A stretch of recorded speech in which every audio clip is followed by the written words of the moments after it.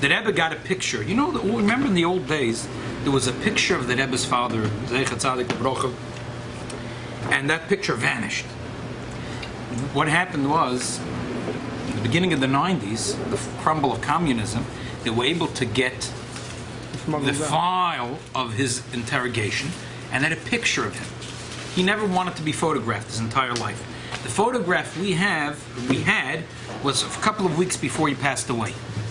So in this interrogation, posthumously they wrote an apology, but in the interrogation was a picture. He was arrested, a mugshot, right? That's more of a real picture. That's why the other picture vanished. So now you understand. I remember originally when they had the picture, there was a manuscript you saw from the Rebbe. When they showed the Rebbe the first picture from his father, he writes, "Is this my father?" And there's a big question mark. Now, if you look at that question mark, your heart will skip a beat. It's like you see the Rebbe. It was years ago, and the Rebbe's question mark is like his hand was trembling when he wrote this question. It's a big question mark. Is this my father? And there was like a question mark, and you can see the Rebbe's hand is trembling. He may have been tortured. He didn't look like the Rebbe's father. The Rebbe did not recognize his father from this picture. He did not recognize his father. Do you know the library? One of the engines behind the library is younger man Pevsner, very sweet younger man. So his Zayda, his Elter Zayda, his Zayda we knew very well in France, because my uncle, his Zayda, had a bezin together, Lubavitcher bezin in Paris. His great grandfather, Rabbi Avram Baruch Pevsner, so he said that he was also in Kazal Arad in Kazakhstan. He was a young man, and they were marching prisoners, and he saw the Rebbe's father, Rebbe Leivik, and obviously they were not going to go out of line and give a big embrace, but they like gave a look, and they like shook heads to each other. She said that Rebbe's father at that time has already been arrested he was in incarceration more than a year, and he was tortured. And he said he couldn't walk; he would fall, and every time he fall, they'd have the dogs, they'd push it, biting him, and ice and shtiklach fleisch, and the Russian guards were beating him. He would get up and fall again. And he said he saw it for a while, and then they parted ways, and he doesn't know what happened from it. But ultimately, Rahman al-Atzlan, he died from his suffering. He was incarceration, he was in Golos, under 5 years, a strong man, and he passed away. So at the Farbrangen Tov Shem Chuf Hey, the Rebbe cried, and the Rebbe asked a question. Why would the Eibishter do such a thing? The Rebbe started by an interesting introduction. The Rebbe said that in the today's Chumash, the story of Moshe Rabbeinu and the broken luchas. Psalacha, luchas, psalacha, you should do it, and it should be like luchas rishonim asher shibarta. And Chazal say, what does it mean asher shibarta?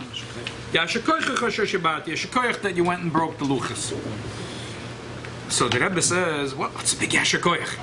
And the Torah finishes the last line, Kol Yisrael, Chazak, Chazak. So Chazal said, what did Moshe Rabbeinu do? Le'enei Kol Yisrael. They finished the Torah in the climax. He broke the luchas. Wow. Agroise Glick. He broke the luchas. Chazak, Chazak, V'nis Chazek. So what's the... And so Chazal say that there was a story of a queen, and she was unfaithful to the king, her husband. So the king was going to kill her. HSish. So there was a good friend, and he went and he took the marriage contract and he broke it. And now he said, "How could you kill your wife? She was not loyal to you, but she wasn't your wife. The marriage contract is broken." Okay, so therefore she wasn't punished. Instead of saying that the Klal Yisrael will punish in the most severe way, so we'll take it a couple notches lower. But that's the Gewalt of this Chumash of today. Asher shibarta yashakoychecha da shibarta, and that's the climax of the whole Torah. Le'enei Kol Yisrael, that he broke the luchas. What's the Gewalt? When I was a kid, I used to listen to these Farbrangens. I didn't understand them. Now, let's tell you, this is something you can only understand as an adult. I'll tell you what I did understand as a child. In the school, there was a rule that if the Farbrangen went after 12, tomorrow yeshiva finished later. That I knew. Every Farbrangen, that the school would finish later. I was really upset if a Farbrangen finished 5 minutes to 12. But you don't start late at school? But usually the Rebbe was really kind. The Farbrangen finished real late, especially the V'chof Ov and Vav Tishrei. So the Rebbe. But I don't understand. The next day, school finished later. No, it start later. Start later, yeah.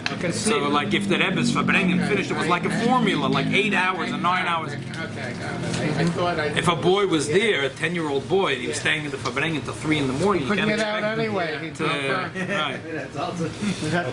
So, at the time, you didn't understand. Sometimes the Rebbe spoke things that seemed so simple. They seemed so simple. Yeah, now in life sometimes, and I look back at these sikhs and understand them. The Rebbe said like this: Chazal say that when they built the Oren, so Moshe Rabbeinu got the command, luchas v'shivrid luchas should be in the Oren. That not only the whole luchas should be, also the broken luchas should be in the Oren.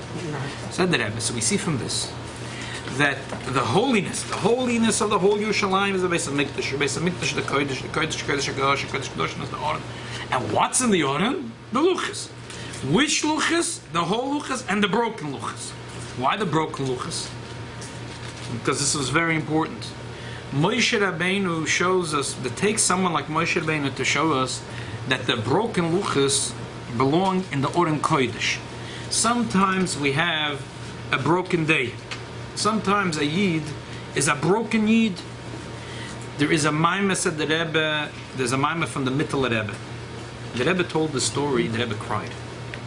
The Rebbe said that the Mittel Rebbe had a Maimah. L'hoven inyan l'kiches anshei sove mi Yisrael al yedei nocher. In the days of the Mittel Rebbe, there was the edict of the Cantonist. They would take Jewish children to serve in the Russian army for 25 years. Supposedly they were taken at the age of 12, but in reality they were taken from the age of 8, 9, and 10. And the Rahman al-Islam was gut-wrenching. The communities were supposed to provide a certain amount of children. So you can imagine, who wants to give up their child? So it was an impossibility. So at the end, the government had these people that were called the chappers. Unfortunately, Jews that dressed like Jews and looked like Jews. They would come in community and they'd get to know who has children and where they're hiding, and they would chap them and they would bring them to the government. And it was a sort of a Klal Yisrael, and this went on for close to 50 years. The communities were destroyed over it. And there's Russian writers who describe how these children, how the Russian anti-Semitin who already felt bad for these kids, many of them never arrived alive to their destination in the bitter Russia. Many of them died, and just their corpses stayed on the road. And those that did arrive, they tortured them that they should convert, become Catholics, and those that did served 25 years, came home when they were 45, 50 years old, never married. Start a life right now. But many of them were very devout Yidden, but they knew nothing. They knew mamish nothing. My brother is in Shlichus, in a city that Jews were not allowed to live there, but Cantonisten were allowed to, because they served for the Tsar's army. They were allowed to live anywhere in Russia. So my brother's a city. That city there was a big Jewish community. They knew nothing. Amaratz. They knew nothing. But many of them had a very strong Jewish identity. And the Mittel Rebbe's heart was bleeding for these Kindler. He said, Lahovin, why is it? The bottom line of the Maimah is like this: that in the time of the Beis HaMikdash, the Eibishter wanted shleimus. He wanted a Shena Yid, a Yid that does all 630 mitzvahs. All the karbonos, all the halachas, tumah, tara, everything. A Yid that does all the mitzvahs. Now, in the time of Golos, that's not what the Eibishter is looking for. Sometimes the Eibishter, there's a Yid, he can't do the mitzvahs. He can't. You can have Mesiras Nefesh, you can jump off from the Empire State Building. You can't stand on the ground in Manhattan and jump onto the Empire State. You can't do it. If you don't have matzah, you can't. You can close your mouth, not eat chametz. You don't have matzah, you can't eat the matzah, right? If you don't have mortar, you can't eat the mortar. The Rebbe was surprised. The Chassidim, the Siddur Nefesh, some of them literally were fasting for 8 days in Pesach. And when certain Chassidus came out of Russia, the Rebbe asked, knew what was with a sukkah. But the Rebbe's father had a whole trick. How every sukkah, he managed to sit in a sukkah. He managed to sit in a sukkah. How did he manage? He was living in Kazakhstan, and he convinced the people there that they need to build a foyer to their house. He's going to build it. So even in the summer already, he started and he was building, and then the roof, he said he needs to figure out how to do it. He needs 8 days now. So there was some twigs. At 60-something years old. Yeah, and with twigs there, and after Sukkot, he told them that he couldn't figure it out. But the Sukkot, he sat there the whole Sukkot. So he that was genius of how he had. But otherwise, I mean, Mesidus Nefesh you could have, but if you don't know, these Kantanisten, as much Mesidus Nefesh they had, there were not many mitzvahs they could do, including eating kosher, basic stuff, keeping Shabbos, they couldn't. So, however, says the Mittel Rebbe that sometimes the Yid has a broken heart. Our Rabbi coined this phrase, which is not just some poetic or some not nicely put together phrase. That Rabbi said there's nothing more whole than a broken Jewish heart. And this Kantanist is more whole because he has a broken Jewish heart. And when he does a mitzvah, he does it with total purity of heart. And this mitzvah is more dear to the Rabbanu Shalom than if he would have been a Sheina Yid and a big Talmud Chochem and know the whole Shas and have a beautiful family and do all the mitzvahs behidur and behader minamad. And this one mitzvah he does with the purity, with the tzabroch in the hearts, is more precious to the Eibishter than all the mitzvahs he would have done otherwise. And that's the upshot of the Maimer of the Mittel Rebbe. Said the Rebbe that the same thing here. He said that it's about his father. He said l'choida, the question could be asked that he wasn't such an old. He was in the 60s, but he was in his prime. He was a Goen Adir. He was a Goen Adir who Goenim in his time. They say that Reb Chaim Brisker. So when he was talking with the Rebbe's father, it was like he said, he was upset. He said, such a Goeinish Shakop. He was also very big into Kabbalah. He said, he was like upset why he was like into Kabbalah. He spent too much. Yeah. This is like the Ga'ana Goein. Why is he getting lost over there in Kabbalah? He was a Goen, and he was active. Geton Avelt. The many stories. Huh? No. Avi's on top of it. Don't worry. It's nothing. Yeah. And what he accomplished. I remember when I was a child, the story with the matzahs that Rebbe said, how his father made sure the Yidden in Ukraine had kosher matzahs. There's a little anecdote to that story that Rebbetzin writes. She said that it's fine. He's taking care of it. Yeah, it's from the oven. So that they were baking the matzah, and there was a push the Yid. And there was only one matzah bakery in the whole Ukraine, and that was under the Rebbe's father. And he was waiting all day in line. He couldn't, but there wasn't enough matzah. He went home, but he took off a day from work, so he couldn't. There was. So he came the next day, and at the end of the day, and he saw the Rav, and he was angry, and he was screaming at him, and he said every bracha mushalashes at the Rav. I stood all day in line. I didn't get a matzah even. And the Rav said, "What do you need matzahs?" So he got angry and he went on. So the Blavik said, He took him by his hand, brought him into the matzah bakery, and he gave him matzahs that he needs for Pesach. Came home that night, that Ebbetson said his face was shining. He said he never had such a pleasurable day in his life. Because when this Yid was cursing him out that he's not getting his matzah, so he was like inside, he was like, you see the Sayyidish Neshama? He was like kvelling from Nachas. This guy was cursing it out inside. He was like feeling really good about it. I mean, it takes someone big to be this way. Me and you would say, our life is on the line. We're trying to do our best. What can I do for you? This was his best day. He was quelling. Yet, Rahman al-Islam, when he died, he was a broken man. So the Rebbe said that we don't know what sanctifies the Oren. There is sometimes that what sanctifies the Oren is complete luchas. And sometimes the Rabbanu Shalom wants that the Oren should be sanctified with broken luchas. With broken luchas. And dafka, that's the Mekadosh the Eibishter. And dafka, that makes a Kodesh a Kadoshim and Kodesh and a Klal Yisrael and a Yerushalayim. So therefore the Rebbe said that what's the upshot from this? And the Rebbe said that sometimes we have a broken day. We have a broken day. We feel like this day was a broken day. So much time was like you spent on so many petty, technical stuff. Achille, shtiya, tiul, come home, and there's so much. I was thinking to myself today, I had plans for today. I had plans. Today is gonna be a day. I have some stuff. I'm gonna pack it in today. So at the end, the bus has to come from camp, and one bus had some little fender bender. So between the first bus and the second bus was 2 hours. So what do? You have to wait there. The bus. I took one maid to the violet to have some ice cream, and came back, and the kids the whole day went on a little bit of ice cream, and like I was so upset. And afterwards, I thought about this sikha. It's not only Atzat Hashem. It's what the Eibishter has the nachas from. Sometimes the nachas the Eibishter has that we packed in a day with a maimer and we felt good, we had a good davening, and sometimes it needs to be that way. We had a good day. It was really good. Some days just the day is a broken day. Technicalities, just this, that, we all have those days. Everything going wrong. Yeah, everything that could go wrong will go wrong, and a little more. And yet that dafka, that day, the Rebbeinu Shalom, it's a broken day, and that's what the Rebbeinu Shalom has nachas from. Sometimes we look back at a period in our life and we feel that it's broken.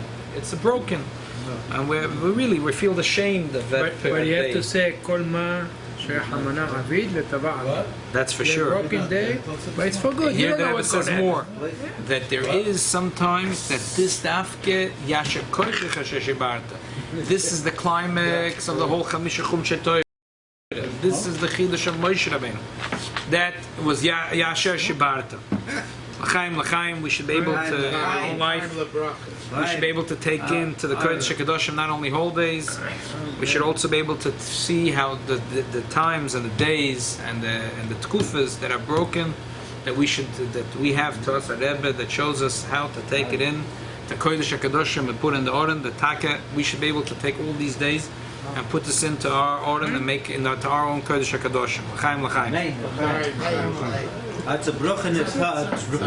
Should be like the Rav and the Rebbe's bruch in the tug. That's the way it should be. That should be. What do we sitting taking care of the kinderlach, taking care of that, doing this? It shouldn't be sitting there like Shalom v'samachem bal da gute shidduch. Amen. Ay. What do you have to do? Chicken. Chicken, like, maybe he left it in there. We should just take it out and close it, yeah. My wife was delayed.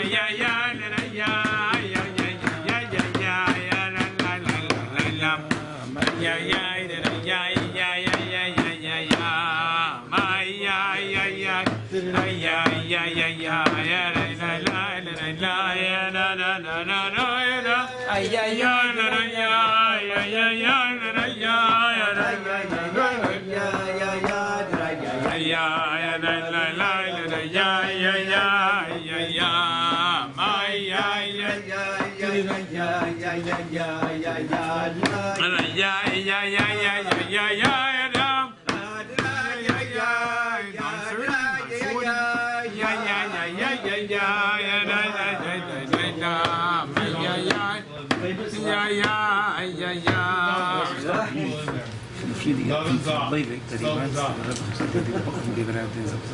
They took a copy of the letter and he writes. He writes to the Rebbe, although I know that jeder ist wichtig, also zu tun schwer. Since wir schreiben, jeder Frage schreibt, was ist das? Die Sachen ist, guckt in ist wichtig, zum Schreiben jeden Frage. But es ist denkt von der Rebbe, das ist nicht wichtig. Aber mir ist ja doch zu schreiben, alle Protein, das sagt das ist das Land.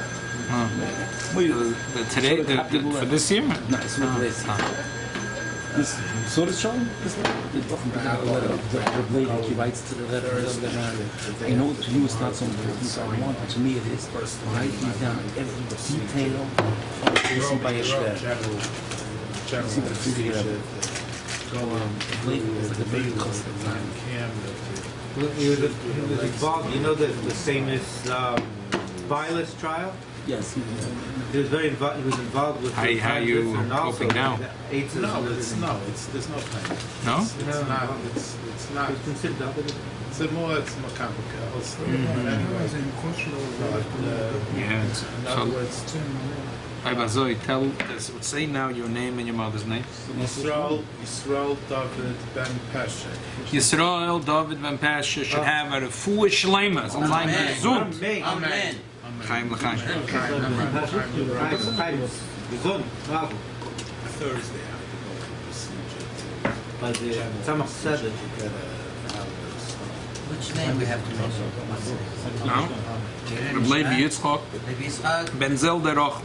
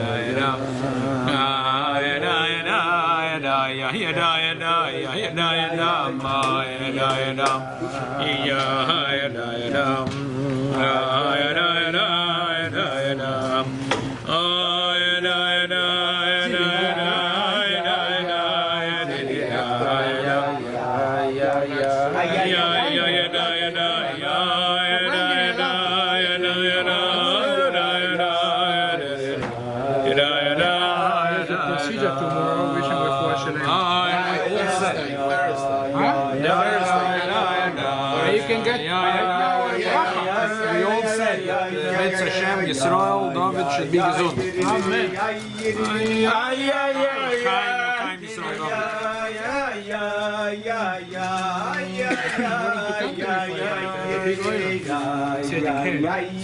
He'd be good, and he come. No, but the person, everything Chicago Kashrut is going to be sore.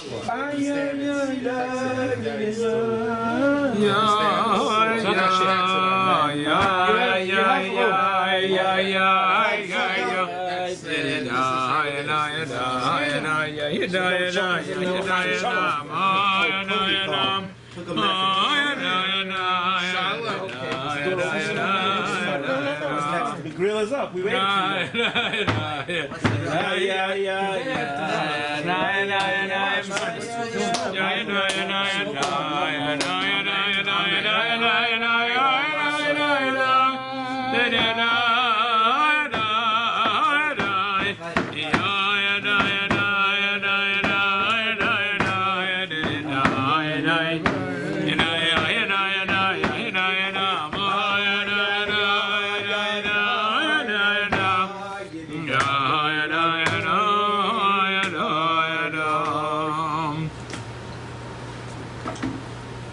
L'chaim.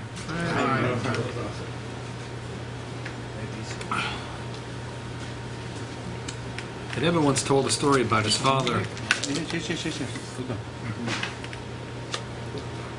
The early years of his Rabbanos, there was once that a very uncomfortable situation. He had people that were not very excited that he was at Rav, if they realized that his city, it wasn't a Hamish shtetl. It wasn't a Bar Park and Flatbush.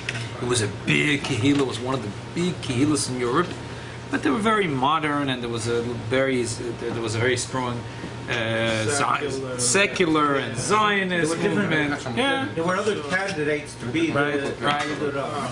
So one of the people that didn't really like him that much came and informed the police that Tzanish Bekovadik for their city have a Rav who is an alcoholic, and he breaks stuff and he tears clothing.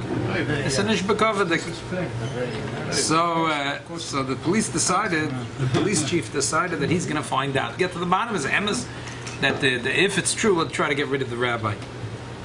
An alcoholic in Russia, the rabbi should be an alcoholic, and he's tearing clothing when they get chicken. That's too much. So he sent his men to the Rebbe's house, and the Rebbe's father, what do you think he was doing? He was sitting and learning. And when they came in, there was an atmosphere in the house, an atmosphere that demanded Yiddis HaKovid. So taken aback, and he asked, "What's the story? I mean, we got this report that you're drinking and ripping clothing." So it turned out it was true.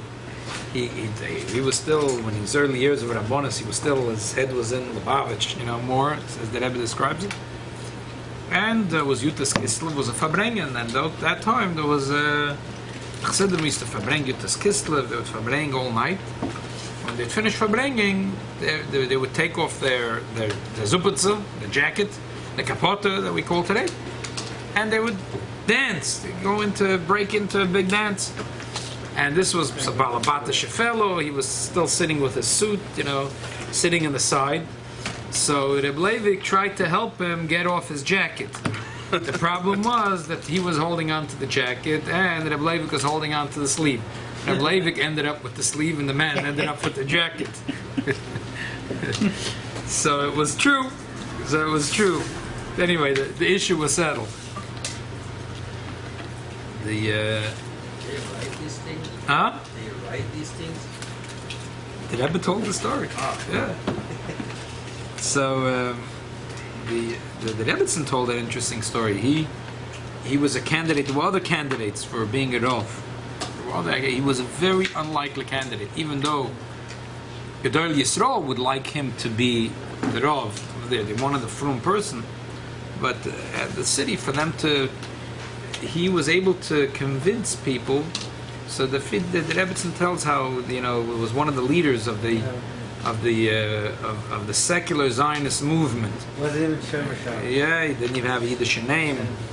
His name was Shmerli, Sergei. And he was told that this guy, he's from the Schneerson guys. We have to get him out of this town. He said, I don't care what people say. I want to meet this fellow personally, and then I'll decide. And when he came for the Probus, he sat with them all Motzah Shabbos. In the morning, he said, "We're not letting this man walk out of our town." He was so taken by the Rebbe's father that he became a staunch supporter, and he made sure to bring the Rebbe's father to town. The truth is that you see from his approach, he had in the days of communism, the Rebbetzin writes that he organized Yom Kippur morning. The Gaboim were not so happy about it. He was like a special minyan for people that go to work, so they could finish Shachris by 8 o'clock. It's done. He organized the whole thing that because you understand, he realized that these people Nebuch, they have to anusim, they're going to work. That's not a shaila. They can't not go to work. And after they finished work, he made sure that the Ne'ilah was schlepping a little longer so they can come. And the Rebbetzin said that the shul that he davened in was so packed that the whole street was packed with people by Ne'ilah. And when he came home after Yom Kippur, he was beaming with excitement about this minyonim that he made in the morning for these Yiddelach. He was a person that knew, there was a description, Mamash, the last few Shabbos, and he was already allowed to move out of his golus. These were called Nidre appeals? No, these were called Nidre Ne'ilah Jews? Yes. No, these were Yiddelach that were Hamish Yiddelach that Nebuch needed to work now. they said the shul was a mix of people, so they always had machloikas. These were all refugees at the end of the Second World War. How are they going to do Hagbeh? How are they going to do Glila? They're going to do it. As soon as the Rebbe's father came to that town, Almata, so there was a few minyanim of Jews there, but there wasn't one nusach. And they were always fighting in that little shul, what to do. How many Yidden could there be? There's 2 Yidden, there's already 3 arguments. When you have a few minyanim, don't worry. And everyone is from a different country, and everyone a different. He said within a few minutes, a few weeks, there was shalom. He managed between the Chassidim, between the Misnagdim, between the Litvas, he managed to find there was everything, upshota for everything. He managed to find upshota for everything. It wasn't all a Chabad way. It was just upshota that everyone should be happy. That everyone should be happy. That's the way he was. One of the special things leave it up to the Rebbe for his father's yahrzeit. I'll tell you everything that's unique about Chuf of Chazal. One of the things Chuf of that were unique is that there were 9 families that have a Yom Tov. Now, this Yom Tov was a Yom Tov when they brought the Eitzim, the wood, to Beis HaMikdash. The second Beis HaMikdash, when they went up with Ezra, they were very poor. There wasn't simply enough wood to sustain the volume in the Beis HaMikdash and the Mizbeach. 9 families went out. They chopped wood and they brought it as a donation. Because of that, it was given to them as a schus that forever, at that day, so they brought enough wood for a week, or 2 weeks, or a month, the next family. So that day that they went into the Beis HaMikdash to bring the wood, forever was a Yom Tov for them. And that day, the whole families would come up and they would. But it had to dry. They had to cut them and had to make sure they're dry. It had to be cut before Tes Vav Chamisha Osa B'Yov, so the wood was dry. There was no worms in it. Right. There had to be nice wood. Whatever there were, it's a carbon ha'etzim. It's called the Gerolos Hipalno al Korban ha'etzim. 9 families had a Yom Tov, to the extent the Gemara says that if a Tisha B'Av was a Nitche, so that family that had it for that day, for the 10th of Av, they wouldn't fast that day. 10th of Av. For the 10th of Av. Yeah, first Beis HaMikdash was destroyed, right? The 9th of Av. So if it was a Nitche, that's how strong this Yom Tov was for these families. It was a very strong Yom Tov. It was a very, very, very strong Yom Tov. One of these 9 days, which is one of these Yomim Tovim, is the 20th day of Av. The Gemara has a machloikis, which family was Rabbi Yehuda and Meir, if it were descendants of David HaMelech or Yoav ben Tzruya.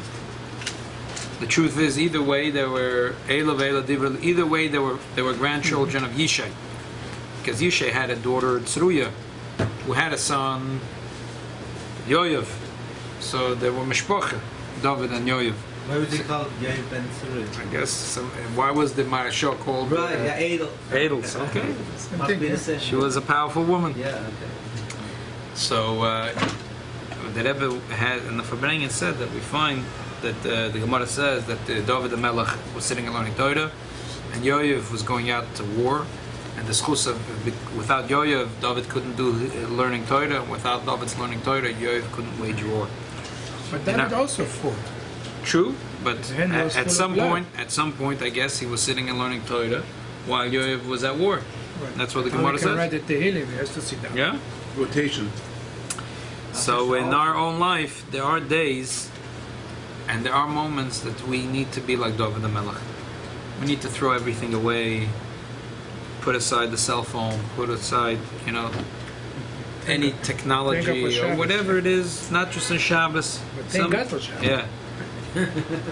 Sometimes we have to make the Chassidus says that the weekday davening is called Shabbos. So at that time, we should treat it like Shabbos.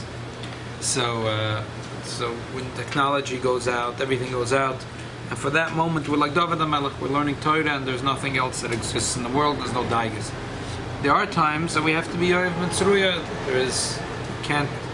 We can't ignore a including the Avodas Hashem, that's Milchemes HaYetzer, comes 40 days before Rosh Hashanah. And right, 40 days. There were Mekubolim in Yerushalayim that had already a Seder from 40 days before. There are those that already start saying Sivach Samatoiva. There is an Avodas Hashem that we have to do a war. We have to wage war. Oh, so today's the first day. The first day of the 40 days, yeah. Before Rosh Hashanah. Before Rosh Hashanah. And there's Arboim's Yom Kodim Matziras Avlad. There's already 40 days before. So Adam Rishon, his birth is on Rosh Hashanah. So there's already a concept of a connection to Rosh Hashanah that starts now. So there are days that we're David HaMelech, and there are days that we are Yoyev. Just like we said before, there are days that are whole days. David HaMelech had whole days. Yoyev, he wasn't sitting and learning. There were broken days in a sense. But that sometimes we have to have the whole days, and sometimes we have to have the broken days. And we don't have to be broken that we have the broken days. We have to embrace them and bring them into the Oren Kodesh and the Kodesh HaKadosh. L'chaim, l'chaim. Switch to Rabbi Father. Should come out from the ghost. Amen. בקרוב ממש. הוא אלוהינו, אבינו, מלכנו, משיחנו, Ahayo Yashino V'yigoleno Ay ay ay ay Kings Korai v'yashmieno v'erach modeh Hey, well, yes, machis, kivliciously, ois lochem Hey, well, yes, machis, kivliciously, ois lochem Hey, la la la la la la la la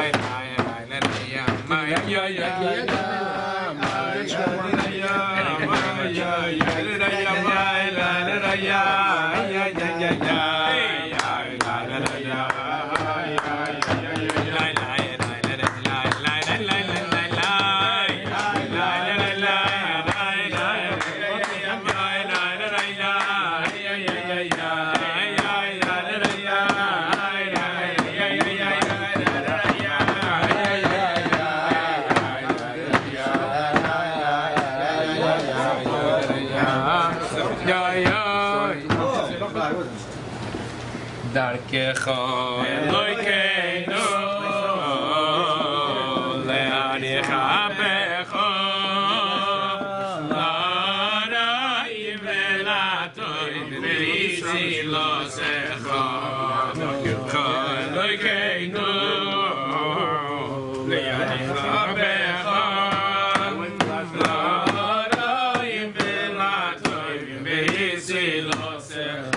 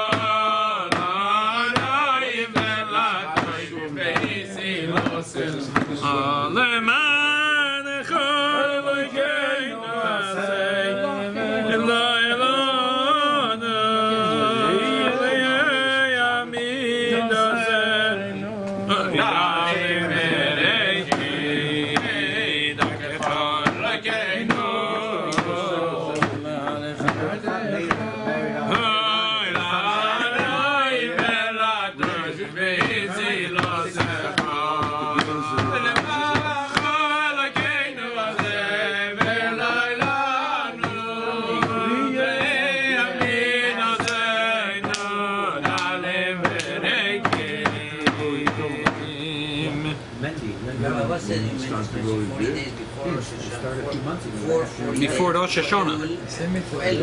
There is 10 days plus the 30 days of Elul. Okay. No. Be 40 days before Rosh Hashanah. That's when we start selling clothes. Where they gonna live in Crown Heights? Sfaradim, right? Right? Ashkenazim start So the Chodesh Elul you start, no? Maybe, I don't know. You don't start. September 4th or September 5th, that's when we start. That's the Chodesh Elul, but there are those that start things already from the 20th day and off. In general, Sfaradim start the Chodesh Elul Slichas, but there are those that start already 20th of Av. Chuf Av, today. Tonight. Why? Why? Because the Gemara says that 40 days before the Yetzirah of Avlad is already connected to the child. They're already deciding about what the child will be. So the first child was born on Rosh Hashanah.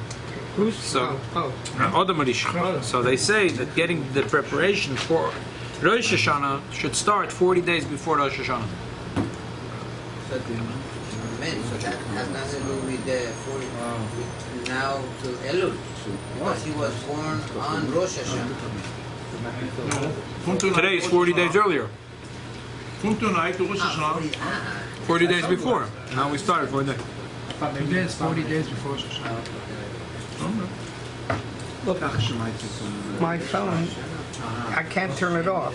It just keeps on listening to the conversations and tries to come up with something. I don't even know how to use the internet, but look what it came up with. Some people, I think, after two. Okay, very good. I don't know. Let's sing it.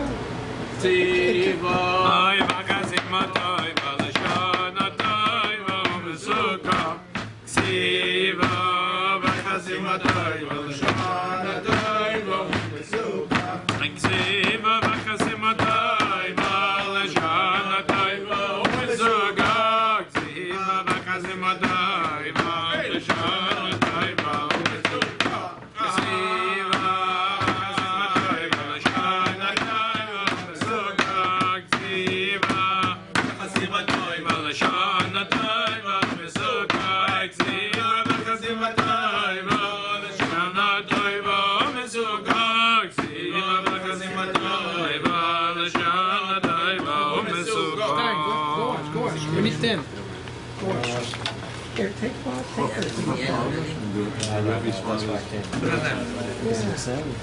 Yeah, it's a turkey. So full sandwich. Yeah. Cancel. What was so unique about the Korban Eitzim? There was a lot of korbanos in the Beis Hamikdash, and the extent that we say that the 15th of Av is so special, it's just that there were no days as great as Yom Kippur. And one of the things that's so unique about the 15th of Av is that was when they stopped chopping wood for the Beis Hamikdash. The sun is not so strong, so the ready worms are going into the wood. So any wood that you need to chop for the Beis Hamikdash has to be chopped in the summer. The last day for chopping wood, this is the last day, 15th day of Chodesh Av. Because of that, it's a big Yom Tov. They finished the mitzvah of chopping the wood. Chopping the wood for the Beis Hamikdash is so big, it's so unique, it's so special, that the 15th of Av becomes as special as Yom Kippur because we're chopping the wood. It sounds bigger than taking water. That's what it sounds like. Yeah. So what's so unique about chopping the woods? It almost sounds like a hechsher mitzvah. So therefore, the truth is there was a little fire that because the Torah says that there should be eish tomei tukadal mazbeach. So there was several besides the marocha gedoyla that was on the side. There was a little thing that was only there for eish tomei tukadal mazbeach. But I mean, the bulk of the wood they were chopping was not for that. The bulk of the wood they were chopping was for atzah marocha, to burn the korbanos. So what's so unique about it? What's so unique? There's a moeilijke thought on this. Why were they chopping the wood? these 15 families, I'm sorry, 9 families, they were chopping wood because the Yidden, when they went up, were very poor. We just learned this year the halachas of Avdollah, the Gemara Brachas, Daf Lamed Gimel. They were so poor. They want, the Anshe Knesset Agdolah wanted to make a takona that just like you bring in Shabbos with a kos of wine, you bring the king in, and you greet him with a cup of wine. When you take him out, you should be malava the melech with a cup of wine. You should make Avdollah. But they realized that people can't afford. The Anshe Knesset Agdolah, when they went up for the second in the Beis HaMikdash. When the Jews came back, Yeah. They said that they made a census, who can afford, who can't afford. Majority of the people could not afford to buy 1 cup of wine for Avdollah. So they said, you know what? Never mind the wine. They made a takana, they should do the atachayin and betfila. And they became rich again. They said, okay, you know what, we're going to make now a takana for wine. But they were very poor. So therefore, there wasn't enough funds, there wasn't enough people to provide the wood. So these 9 families got together to chop the wood. Volkel korbanos. When a person sins, he's to bring a korban. Chatos. Even a oila is because a person sinned at a mitzvah and he feels bad and he wants to now bring a korban to make everything, he wants to bring a gift to the Rabbanu Shalom to straighten everything out. He should be as lovable to the Eibishter as before the sin. So people they sin, they come to Beis HaMikdash. He sinned, let him chop wood. He sinned, I have to chop wood. He sinned, let him chop wood. These 9 families didn't say that. They didn't look at it that way. A Yid sinned, he wants to do tshuva now. He's coming to the Beis HaMikdash with the goat, with the sheep, with the cow, with the calf. And now you're going to tell him, but you need wood. It's already after Chamisha Sabiyav. He doesn't have wood at home. He uses Con Edison. He uses... so, B'meila, what is he going to do? He's going to go... I said, forget it, man. We're going to chop enough wood for all of Klal Yisrael. They sinned, they didn't sin. They want to come to Beis HaMikdash. They bring a korban, we're chopping the wood. In that respect, the most unique contribution was the 20th of Av. Why? Because before the 15th of Av, up till the 15th of Av, if you chopped the wood, you could bring it right away to the Beis HaMikdash. And right away it became hektish. But if the family that brought it on the 20th of Av, if they had made it hektish right away, then they can't bring it on the 20th of Av. It doesn't belong to them. Once you make something hektish, it doesn't belong to them. In order for you to give it to the Beis HaMikdash on the 20th of Av, means you chop the wood and you declare it as chulin. It belongs to you. And you put it in a good storage place. It should be nice and fresh and good and without any worms. And the 20th of Av, you're going to bring it to the Beis HaMikdash. So when they chopped it, it was still chulin. But for the intention that later they're going to make it hektish. For what? For another Jew who sinned. That's what makes it so special. That's what makes it so special. How far away did they have to travel to chop this wood? Wherever they could in Israel, wherever they could find. Preferably, they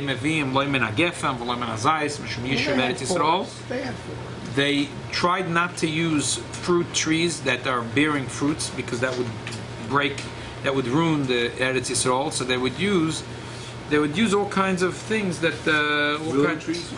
Whatever trees are good for burning wood. This wood was for the whole next year? Yeah. Oh, wow.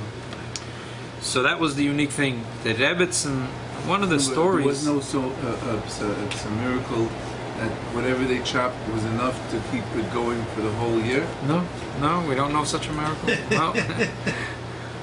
Not everything. It's a state. Right, exactly. It's something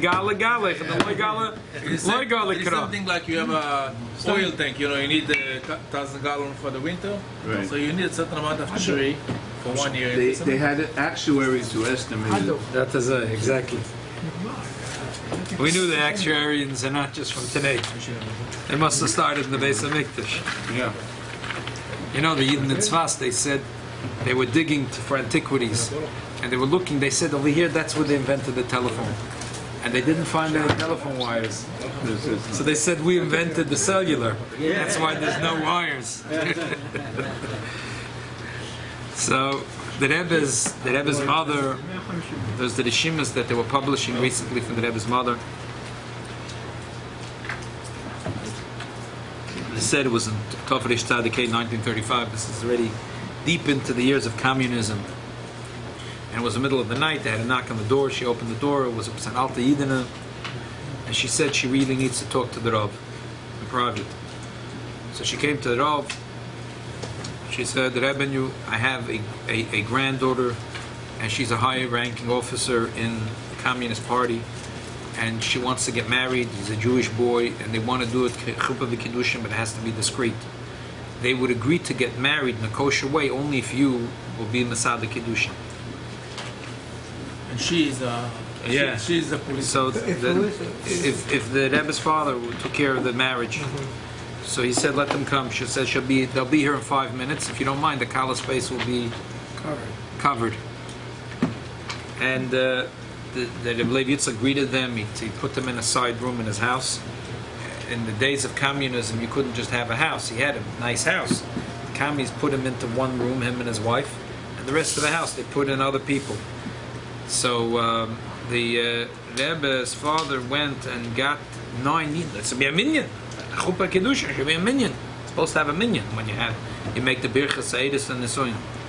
He could not get a 10th person. He could get a 10th person, but in the middle of the night to get a person who's trustworthy. They say that in Russia those days, any conversation, every average conversation was known to the KGB. Because every third person was an agent of the KGB. So where do you get a 10th person? In that building there was a Yid. He was the caretaker of the building, and he was put there for one purpose. The purpose was to make sure to tell the KGB who is coming in the rabbi's house and what is going on in the rabbi's house. That was his job. That was his job.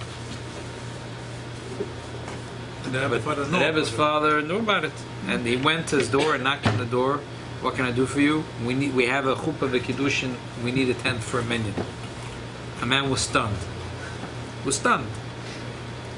It was unspoken, but it was. He knew. He knew that the rabbi. Yeah. So he was so taken aback. He said, "Yes, I'm coming." He came. And Rebbe Leivik didn't have, it's like today, it's very easy. You have in your office, Baruch Hashem, you can get a printer for a couple of dollars. You get cheap inks for $1.99. You pop it in, you take a thing of paper. For 0.005 of a cent, you print out a ksuba. Exactly. And if you want to pay a full penny, you put a fancy paper, and then you have. But Reb Leivik didn't have those fancy things. He sat there, wrote up a ksuba, and the Rebbetzin came out, and she schlepped out whatever she had, a little fabaisen, and they schlepped out a towel. 4 Yidden held it. They made a quick chuppah, and they had a chasana. Like people left. Outside. Yeah. This was nice. Yeah, we did a fancy one. They couldn't make it outside. Exactly. So one person left at a time, and this caretaker of the building was the last one. The Rebbetzin says he took out of his pocket his card, his KGB card, and he said, Rebbe, this is all yours. I'm not in the KGB anymore. Pile ploim. I mean, this is Korban Ha'etzim. Korban Ha'etzim is that sometimes we have a day which doesn't seem to be a full, beautiful day. Because we spent the time in technical things. For what? To be machanach our children, to help another Yid, to help out another Yidina. And those days seem to us like a broken day. It's not so significant, it's not so big. If we sat and learned 12 daf Gemara, we had to get knocked to daven in a successful day. We did something, we accomplished, we gave tzedakah, we made money, we lost money. But this was like, a broken day. We didn't do much. Chopping wood, so someone else did an Aveda, that he should have wood to go to Beis HaMikdash. You did Aveda, you chop your own wood.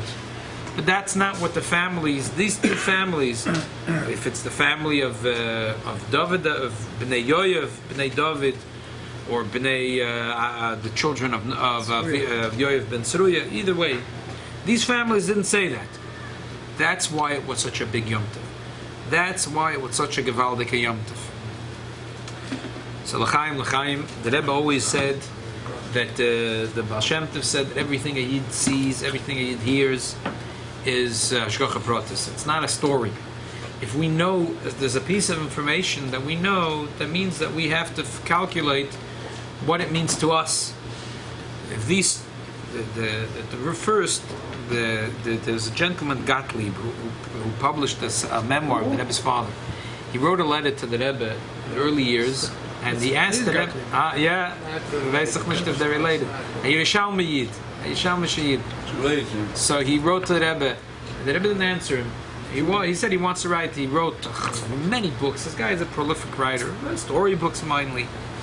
So should he write a memoir of his father? The first time he came to the Rebbe gave him a kosher bracha. He said, "No, where's the book about my father?" He was stunned.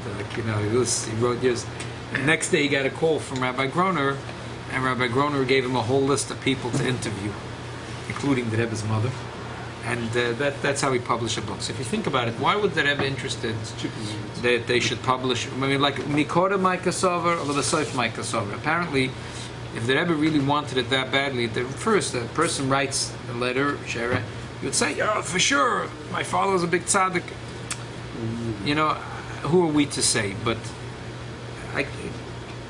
on one hand, you could say this is private stories.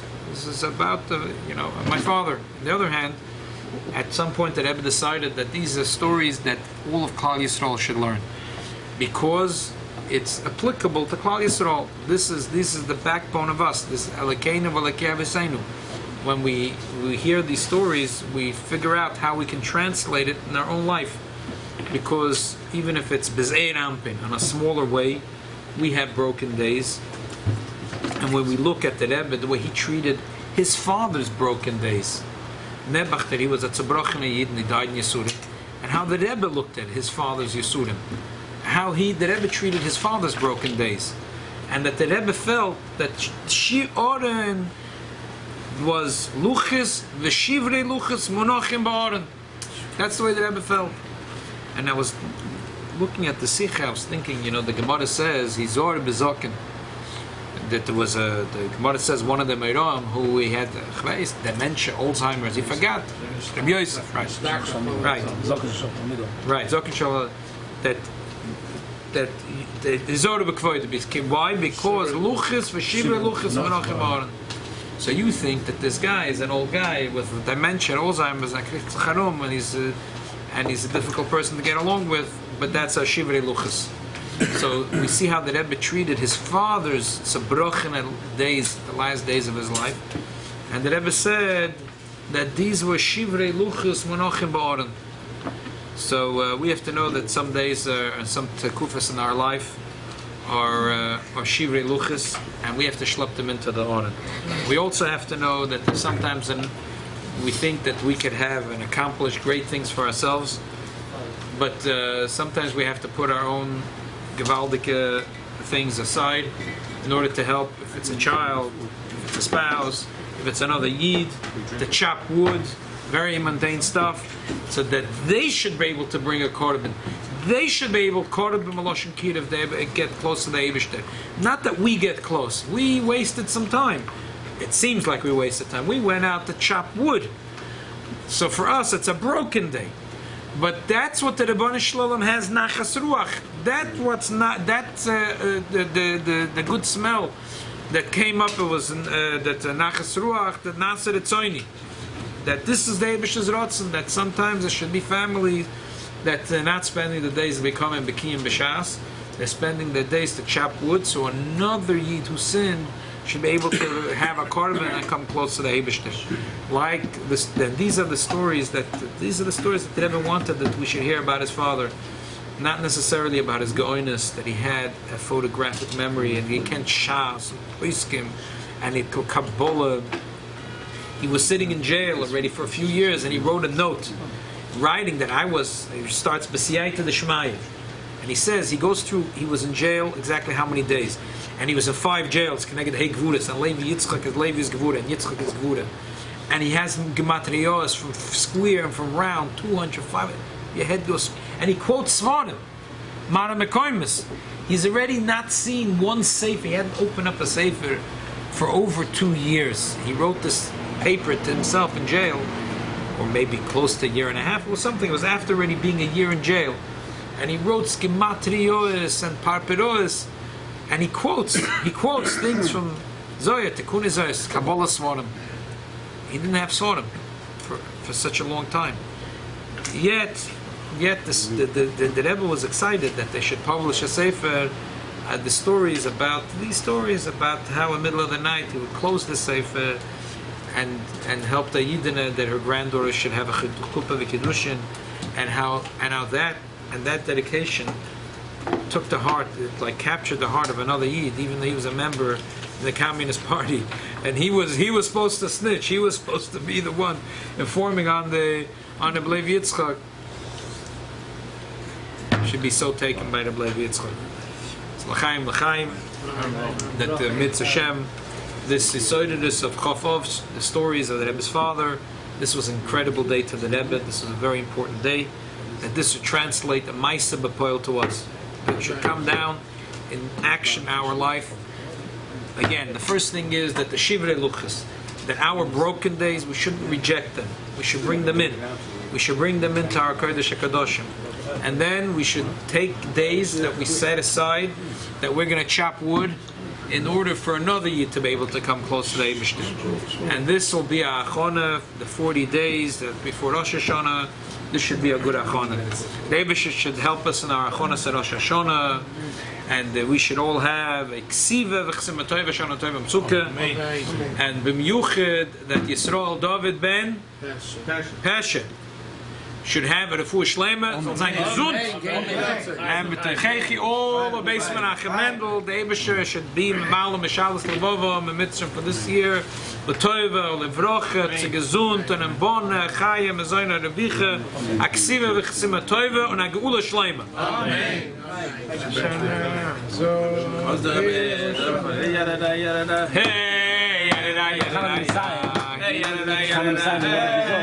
Pögisch, eine von Pögisch größer so. Als wenn machen wir Schwur, machen wir Schwur, Wurf 7, gewinnen was man zerschmettert. Kipper beschlimmt, that was a farm. Weiß noch heute, als nicht am Farm.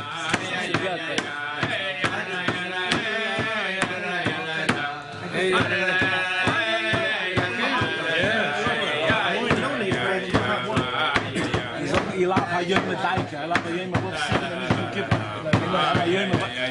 Die erste Schatten so stark da muss ich vergessen. Was bin ich wirklich jetzt? Weißt du, ist alles heuge, ich soll und sag ich schon rufe die Schimmeluche. Das mich so von der Feier. Wer sagt das? Ich kann jetzt die doch sagen, ich kann doch schon drei von der Mann schon kann das sagen. Was er jetzt? Sie soll besorgt. Schatz, wenn wir folgen, das ruft es noch, wir wollen dann machen wir Schuhe.